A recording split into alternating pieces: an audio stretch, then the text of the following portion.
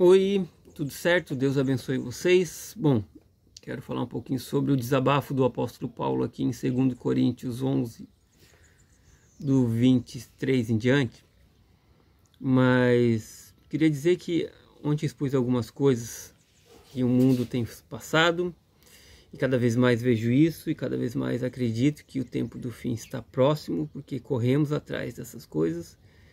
E aí quando eu leio um desabafo do apóstolo Paulo, que ele estava recebendo perseguição por fazer diferente das igrejas, fazer diferente da igreja primitiva, fazer diferente do que os outros discípulos de Jesus faziam, ele teve um chamado individual, né? Por que eu quero falar sobre isso? Porque as pessoas às vezes vêm falar comigo que eu tenho que congregar. E o que acontece? Eu me tornei cristão com 21 anos, né? 21 anos eu me tornei um cristão. Hoje eu tenho 41, faz 20 anos, isso já se passaram 20 anos que eu leio a Bíblia, que eu oro, que eu busco o Senhor, que eu ajudo de alguma forma as pessoas que me procuram. Me dediquei já a tempo integral por muito tempo. Tentamos abrir um espaço e não é o nosso chamado, não adianta. O nosso chamado é no individual, não no coletivo. O nosso chamado é por pessoas, não por multidão.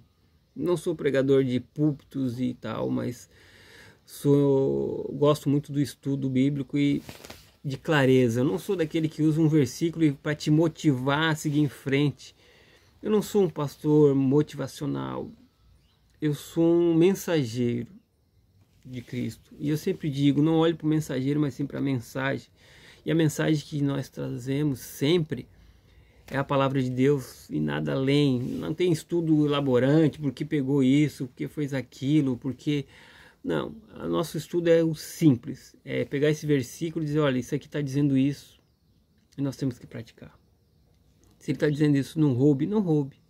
Não maltrate o seu próximo, não maltrate o seu próximo. Não precisa pegar muitas coisas e fazer uma miscelância disso, daquilo, outro. É simples. Jesus disse que uma criancinha tem que entender. Então, esse é o nosso perfil, esse é o nosso método.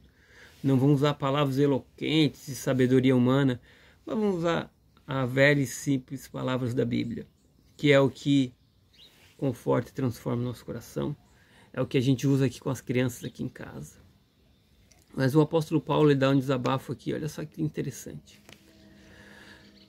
São servos de Cristo, ele está dizendo, eles são servos de Cristo, 2 Coríntios 11, do 23 em diante.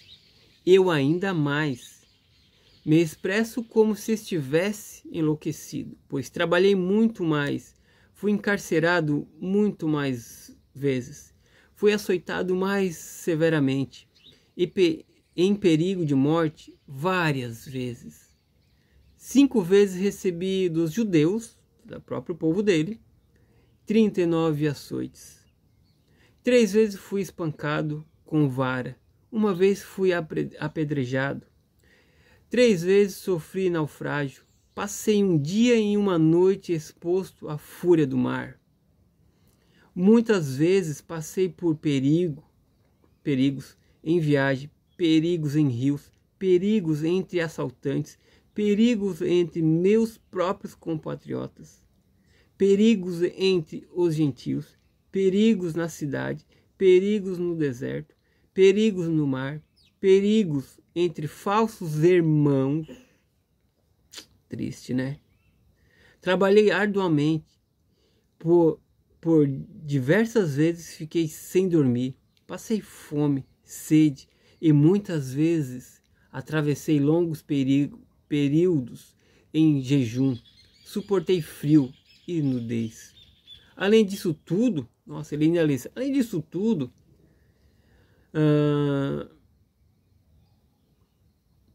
pesa diariamente sobre mim a responsabilidade que tenho para com todas as igrejas. Então ele era fiel naquilo que Deus pedia. Ele não estava nem aí. O que ele mais sentia peso era de ser fiel. E hoje eu acho que as pessoas estão pecando por não ser fiéis. Ora, quem se enfraquece, que eu semelhantemente não me sinta enfraquecido. Aí ele vai falando, né? Ele fala Em Damasco, o governador mandou pegar ele desceu a muralha dentro de um cesto, e diversas coisas ele aconteceu. Ele foi mordido por uma cobra, aconteceu várias coisas com ele. Ele não tinha segurança, ele não tinha carro, ele não tinha microfone, ele não tinha câmera, ele não tinha celular, ele não tinha uma casa, ele não tinha uma cama, ele não tinha chuveiro quente, ele não tinha um banheiro próprio, ele comia o que dava. Ele mesmo disse que aprendeu a padecer necessidade e a padecer em ter abundância. Ele aprendeu a passar dificuldade e aprendeu a ter em abundância. Ele várias vezes pediu dinheiro para outras igrejas. Ele várias vezes pediu dinheiro para fazer viagens missionárias, e quando deu o suficiente, ele dizia: não preciso mais dar. Cadê esse homem do dia de hoje?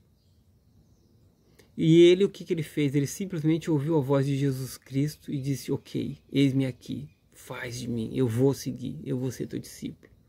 Foi o cara que mais pregou o evangelho, foi o cara que mais viajou, foi o cara que mais sofreu pelo amor de Cristo.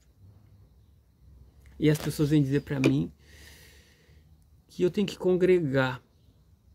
Eu congrego com os meus filhos, com a minha família, porque às vezes o cara está lá na igreja, dentro da igreja, e não congrega com a família, não conversa com a família, ou só dá regras e dita que tem que ser desse jeito. Não entende, não conversa, não compreende. Então desculpa se eu não participo de nenhuma igreja, desculpa se eu não congrego em nenhuma igreja. Até fui visitar uma esses dias, porque senti vontade, fui, ok? Só que eu não gosto desse negócio. Eu faço coisas diferentes das igrejas. O meu trabalho é diferente de uma igreja. Meu trabalho às vezes é isso: ir de onde as igrejas não vão, falar com pessoas onde a igreja não vai. E muitas vezes, a maioria das pessoas que eu ajudei, que eu conversei, que eu orei, que eu busquei, que eu fui visitar, estão numa igreja. E eu dou glória a Deus por isso, porque de alguma forma está buscando. Então a minha parte no reino de Deus é ser um semeador. Porque a palavra de Deus diz, o próprio apóstolo diz que quem é Apolo, quem é Paulo, senão ministros e servos de Jesus Cristo. O que ele falou? Um semeia, um planta, mas quem dá o crescimento é o Senhor. Então, minha parte é semear.